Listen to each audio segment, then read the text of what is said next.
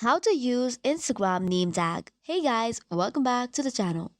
If you do not know what a name tag is on Instagram, it is a feature that allows you to create and also share scannable code that others can use to quickly follow on Instagram.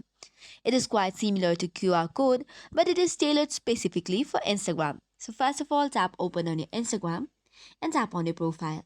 Now you will see a share profile option. Tap on the button and it will give you your name tag. You can either scan the code by tapping on the scan code option which is on the top right corner and by which you can select from any photos also. Or you could go back and select your name tag. It could either be emoji which is written on the top of the page or color or the selfie. If you choose color, tap on the screen to change the colors. If you choose on emoji, you can click on screen anywhere and change the emoji as well. Once this is done, you can share your name tag to anyone. So this is how you use name tag on Instagram. That's all for today's video. For more such contents, do not forget to hit the like and subscribe button. Thank you and keep watching.